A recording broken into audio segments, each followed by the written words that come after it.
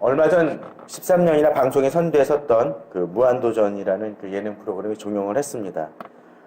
끝나고 나서도 이제 한 3주에 걸쳐서 무한도전 지금까지 이루어졌던 일들 속에서의 비하인드 스토리나 뭐 코멘터리 같은 경우들을 이야기한다고 합니다.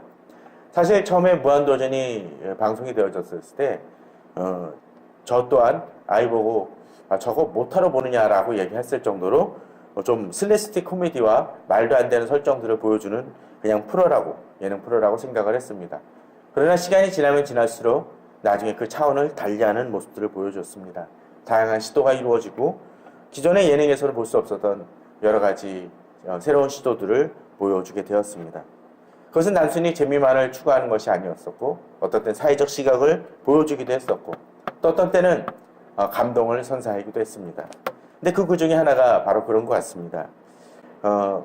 어떤 춤이든 어떤 체조 같은 거든 그런 것들을 하는 과정을 통해서 그 일들 결국은 그들이 평범하게 보이는 사람들이, 어쩜 평균 이하라고 이야기하는 그들이 그 일들을 시도하고 비록 최고의 성과는 거두지 못한다 할지라도 그들이 노력한 만큼의 성과를 보여주는 그 결과물을 내놓는 그 과정을 보여줬습니다.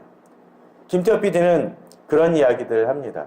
지금까지 예능은 그 결과만을 보여주었던 반면에 이제는 이 예능을 통해서 그 결과가 아니라 그 과정을 보여주는 일들을 시도하기 시작했다라는 이야기를 했습니다. 처음엔 그랬다고 합니다. 자기들이 어떤 그 노력을 하는 것을 하다 보니까 사람들이 당황했다고 합니다.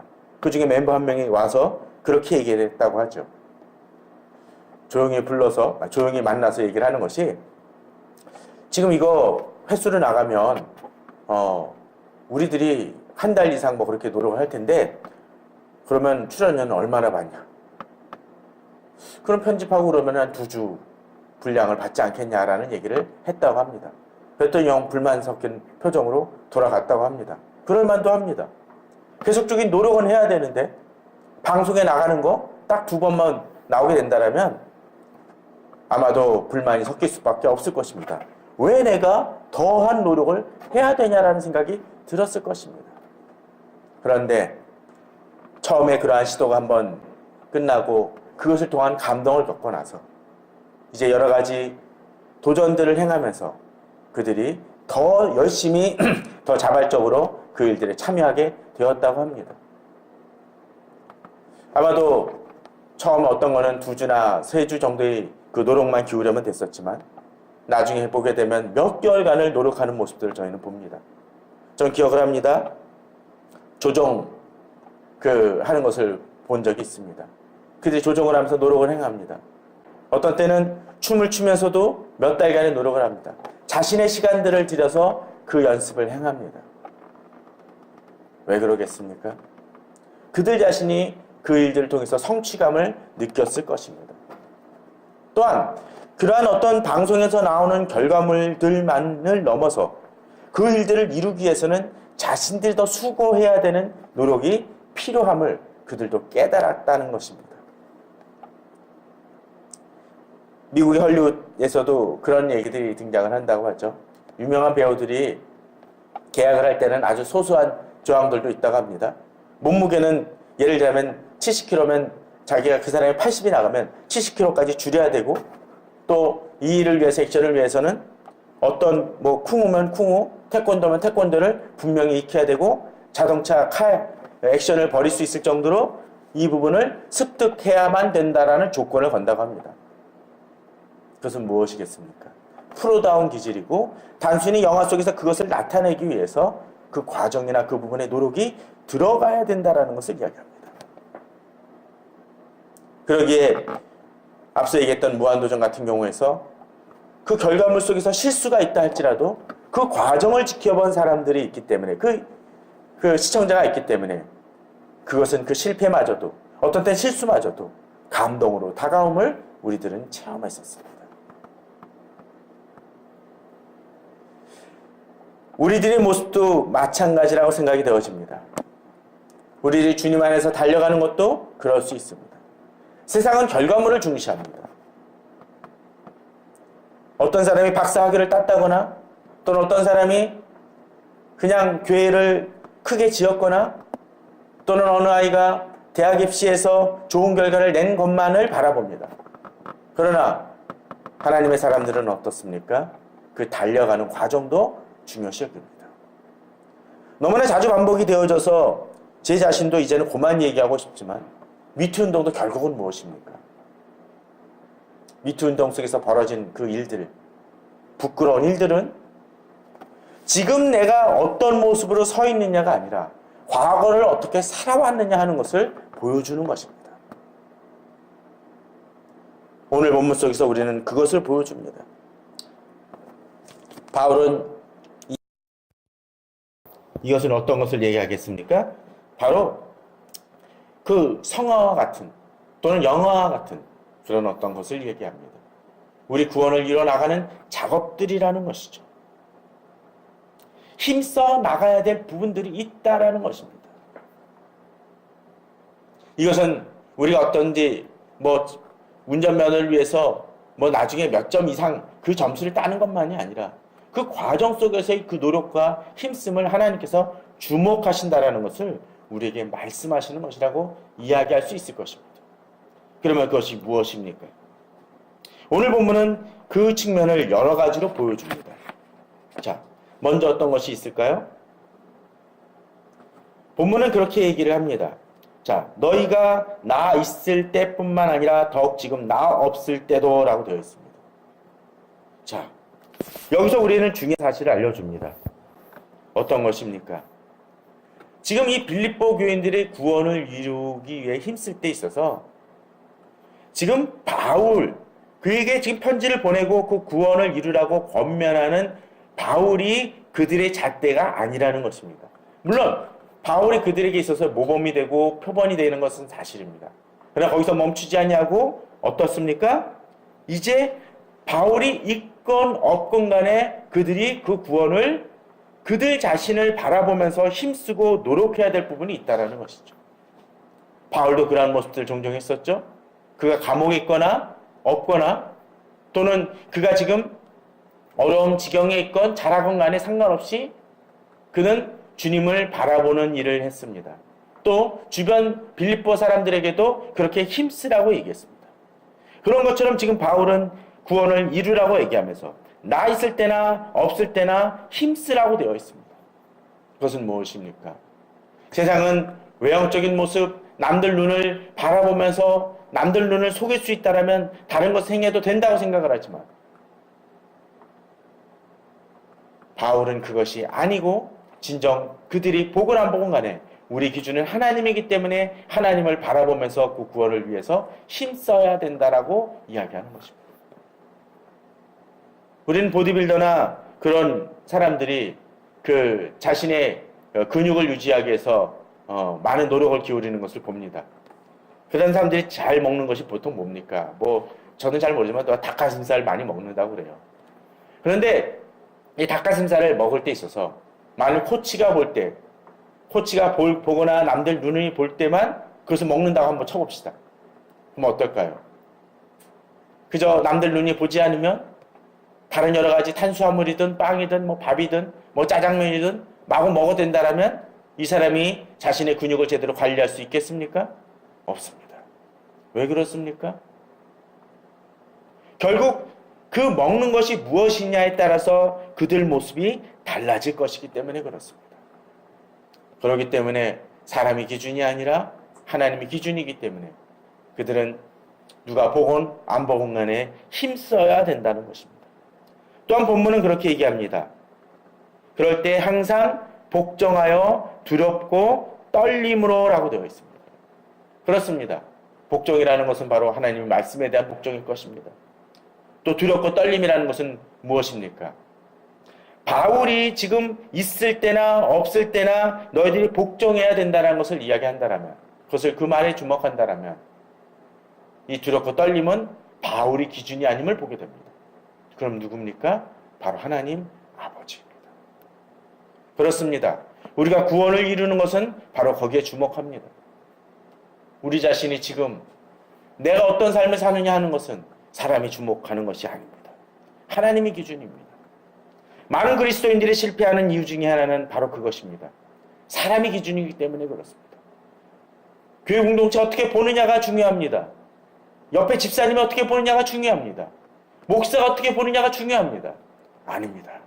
그것은 그렇게 중요한 것이 아닙니다. 그들은 오해할 수 있습니다. 또 섣부른 편견을 가질 수도 있습니다.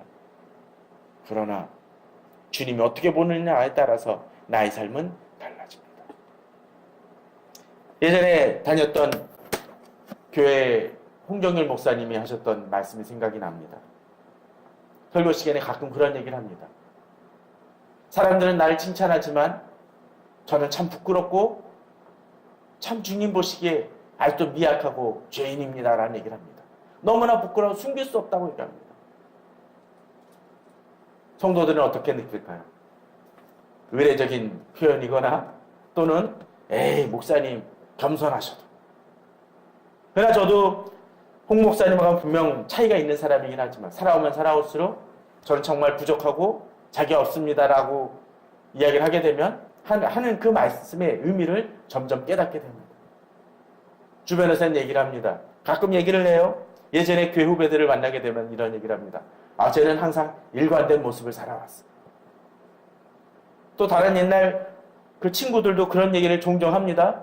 얼마 전에도 한 친구를 만났습니다. 중학교 때 친구입니다. 지금 정말 열심히 신앙생활하는 친구인데 그런 얘기를 합니다. 아, 양호 그때부터 난 걔가 그 목사 될 줄 알았어라고 얘기합니다. 그들 눈에 어떻게 비춰졌건 간에 제 자신이 어떤 수준임을 알기 때문에 그런 얘기를 들을 때마다 부끄러움을 느낍니다. 목사로서 갇혀가는 것이나 또 그것보다 더 근본적인 문제, 구원을 이루어가는 문제는 남들 눈에 어떻게 비치냐가 아니라 하나님 앞에서 내가 어떤 모습이냐입니다. 그러기에 항상 복종하여 두렵고 떨림으로 라는 말은 아주 중요한 의미를 지니고 있습니다. 단순히 일부분만이 아닙니다. 어떻게 해요? 항상입니다. 나의 삶의 전반적으로 어떤 모습이냐가 중요합니다. 우리는 최근에 그 미투 운동 속에서도 정말 성실했던 모습의 어떤 한 사람이 그의 삶이 어떤 숨겨졌던 어떤 부분으로 인해 모든 것이 무너져 버리는 모습을 보았습니다. 항상이란 부분들은 우리에게 중요한 부분들입니다. 그러나 그럼에도 불구하고 이러한 일들은 쉬운 것이 아닙니다. 자주 넘어지고 실패합니다. 저는 가끔 그런 생각을 해봅니다. 지금의 미투 운동으로 전개되어졌던 많은 사람들 중에서 아니 그들만이 아니라 정말로 그들이 살아온 삶을 돌아보면서 그 미투 운동에 해당되는 그런 일들만이 아니라 삶의 궤적을 쫙 훑어봤었을 때 정말로 한 점 부끄러움 없이 살아온 그런 삶이 한 부분 정말 전혀 없는 사람이 얼마나 될까라는 생각을 해봅니다. 그렇게 돌아보면 참 많이 어쩌면 얼굴을 못 드는 사람들이 아마 대다수이지 않을까 생각을 해봅니다. 그것이 경제적인 부분이건 인격적인 부분이건 어떤 성적인 부분이건 또는 어떤 사람의 언행에 관한 부분이건 정말로 그런 모든 일이 드러날 때 당당하게 버틸 수 있는 사람이 몇이나 될까요?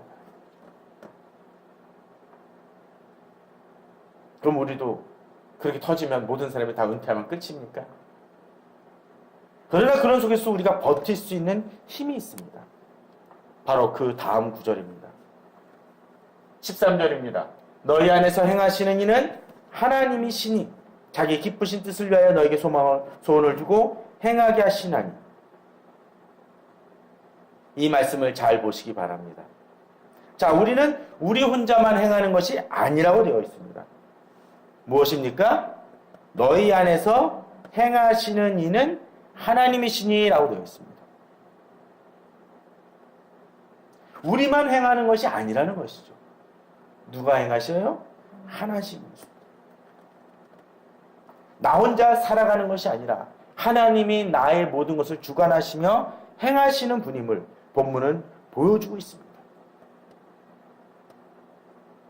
혼자 행할 때는 넘어지기 쉽습니다. 그러나 내가 힘을 낼 수 있도록 도와주는 뭐 일종의 매니저 같은 사람, 나를 격려해주는 멘토 같은 사람이 있습니다. 그럴 때 우리들은 더 힘있게 달려갑니다. 보통 예능하는 그 연예인들 보게 되면 매니저가 등장을 하죠. 그들이 뭐합니까? 늦잠 자는 그 연예인을 깨우기도 하고, 또 어떤 때는 먹지 말아야 될 거 자꾸 먹으면 먹지 말라고 다그치기도 합니다. 또 사고 칠 것 같으면 억지를 끌어다가 술집에서 끌어내가지고 데리고 가는 모습을 하는 사람들도 종종 있습니다. 왜 그렇습니까? 그 매니저를 지키는 것이죠. 하나님도 우리를 지키십니다. 그런데 하나님 지키실 때 어떻게 지키십니까? 자기의 기쁘신 뜻을 위하여라고 되어 있습니다. 하나님 우리에게 대한 어떤 뜻을 갖고 계시다고요? 기쁘신 뜻이라는 것이죠. 여기서 기쁘신 뜻은 뒤에 나오는 뭐 함께 기뻐하라는 얘기들이 많이 등장을 하는데 그 기뻐하다라는 의미하고는 조금 다릅니다. 17절에 보면 나는 기뻐하고 너희 무리와 함께 기뻐하리니 이와 같이 너희도 기뻐하고 나와 함께 기뻐하라고 얘기하는데 그 원어적인 차원에서 이 기쁘다라는 의미는 조금 다릅니다. 그럼 뭐겠습니까? 기쁘신 뜻이라는 것은 선한 의도와 착한 의도를 얘기합니다. 무슨 얘기입니까? 하나님께서 그냥 나 좋은 대로 그냥 이끄시는 게 아니라 나에 대해서 선한 뜻을 가지고 계시고 계획을 갖추고 계시고 그 뜻을 이룰 수 있도록 힘쓰신다는 것입니다. 예컨대 어느 운동선수가 이를 추진해 나갈 때 그 사람은 그냥 운동만 할지 모르지만 그 운동을 할 때 코치가 어떻게 합니까? 자, 지금부터 복근 운동할 거야. 지금부터는 근력 운동할 거야. 지금부터는 무슨 어떤 운동을 할 거야 라고 코치라면서 지시를 하고 그것을 이끌게 합니다. 그것을 잘 따라가면 어떻습니까? 그 운동선수가 제대로 그 일들을 하면서 몸을 갖춰나가게 되고 실력을 쌓아나가게 됩니다. 옛날에 과외 선생님들도 그랬었죠. 과외 선생님도 이런 일을 행하라고 얘기를 하고 이 부분을 공부하라고 얘기를 하고 코치하면서 다듬어 줍니다. 그것을 통해서 어떤 일이 벌어집니까? 그들이 이제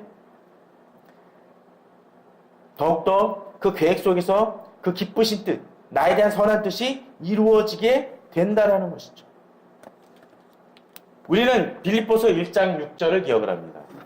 너희 안에서 착한 일을 시작하신 이가 그리스도 예수의 날까지 이루실 줄을 우리는 확신하노라. 너희 안에서 착한 일을 시작하신 이가 누구십니까? 바로 하나님이십니다. 바로 선한 일을 시작하셨고 그분이 그것을 행하고 계시고 그것을 통해서 우리가 이룰 수 있도록 이끄시는 분이 있다는 것이죠. 우리가 만일 우리 구원을 혼자 이룬다면 우리는 실패할 수밖에 없습니다. 낙제점이 될 수밖에 없습니다.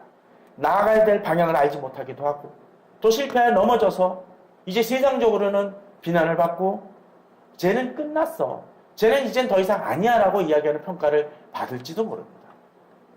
그러나 우리에게 기쁘신 뜻을 가지고 계시고 우리 안에서 행하시는 하나님이 계시기 때문에 우리는 실패하지 않을 수 있습니다. 다시 일어설 수 있는 것입니다. 빌립보서 1장 6절은 이야기합니다. 언제까지 이루신다고요? 그리스도 예수의 날까지 이루실 줄. 그 마지막 때까지 이루신다는 것입니다. 그러게 우리들은 종종 그 칭의 다음에 나오는 성화 또 영화가 그저 그냥 우리 힘으로 그냥 선행을 쌓아나가는 것이 아니라 하나님이 주도적으로 그 일들을 같이 이루어 가심을 오늘 본문은 보여주고 있습니다. 그런데 이것을 또 잘못 오해하면 우리가 그냥 질질 끌려가는 것처럼 착각할 수 있습니다. 13절을 다시 보시기 바랍니다. 뭐라고 되어 있나요? 자기의 기쁘신 뜻을 위하여 너희에게 소원을 두고 행하게 하시나니. 너희에게 소원을 두고 행하게 하시나니. 무슨 얘기입니까? 소원을 어디다 둡니까? 우리에게 두십니다. 우리에게 소원을 둔다는 것은 무엇입니까? 우리가 그 일을 행할 수 있도록 동기부여와 갈망이 생기게 하신다라는 거죠. 그렇게 함을 통해서 어떤 일이 벌어집니까? 우리가 그 하나님의 기쁘신 뜻을 향하여 우리 자신도 열심을 내고 소망을 내고 갈망을 내서 이루어 나갈 수 있도록 이끄신다는 것입니다.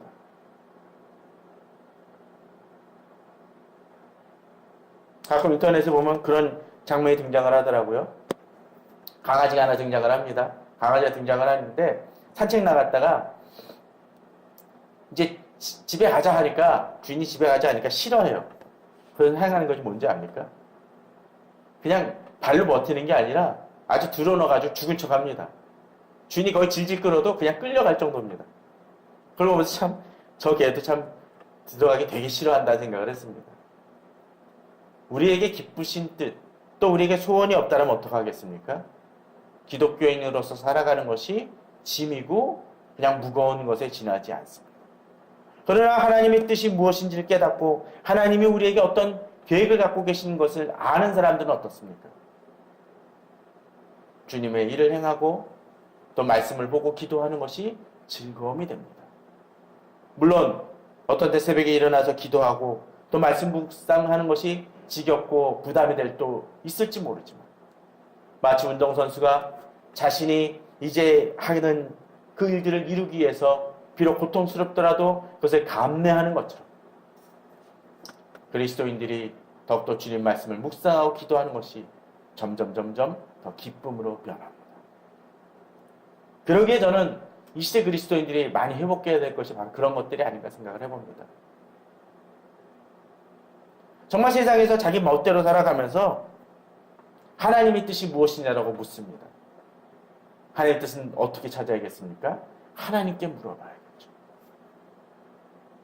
오늘 본문은 바로 그것, 하나님과 우리 사이에 그러한 협력이 이루어지는 것을 보여주고 있습니다. 저는 우리 성도님들이 바로 그러한 기쁨을 누리시길 바랍니다. 또한 본문은 이제 그렇게 얘기를 합니다.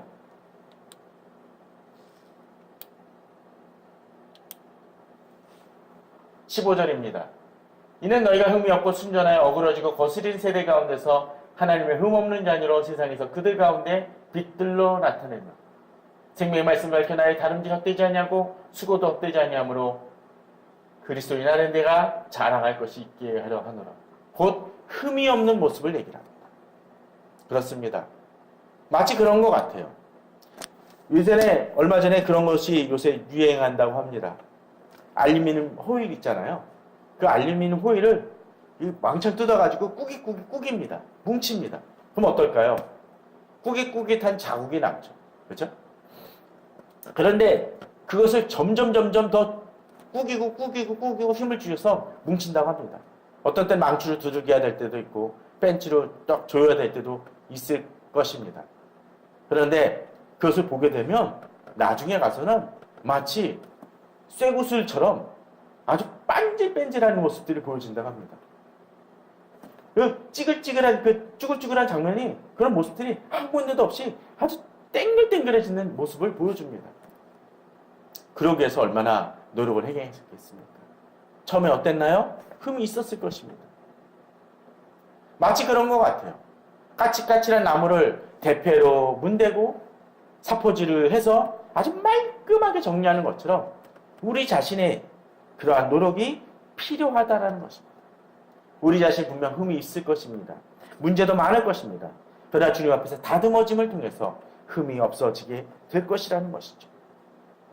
그런데 오늘 본문은 한 차원 더 넘어갑니다. 이렇게 흠없고 할 때 있어서 하나님이 도우시지만 또 다른 도움이 등장을 합니다. 바로 17절, 18절입니다. 자, 여기서 본문에 자꾸 반복되는 하나의 단어가 있죠. 기뻐라는 단어입니다. 여기서 보면 어떻습니까? 나는 기뻐하고 무리와 함께 기뻐하고 너희도 기뻐하고 나와 함께 기뻐하라. 뭘 기뻐하는 것입니까? 바로 만일 너희 믿음의 재물과 섬김이 바로 흠없이 노력하며 힘쓰는 그러한 수고들 위해 바로 같이 기뻐하며 나아간다는 것입니다. 자, 그런데 여기서 한 가지 재미난 부분들이 전 보여진다고 생각을 해야됩니다. 자, 먼저 바울이 재물과 섬김 위에 내가 나를 어떻습니까? 전제로 드릴지라. 마치 피의 제사를 이야기합니다. 자신의 피를 그들의 재물에 쏟아붓는 것 같은 표현을 쓰고 있는 것입니다. 자, 그렇다면 무슨 얘기입니까? 바로 이들이 드리는 재물 속에 자신도 같이 재물로 드려지는 것 자체를 기뻐한다는 것입니다. 그들이 수고한다면 자신은 더 수고하는 것을 얘기합니다.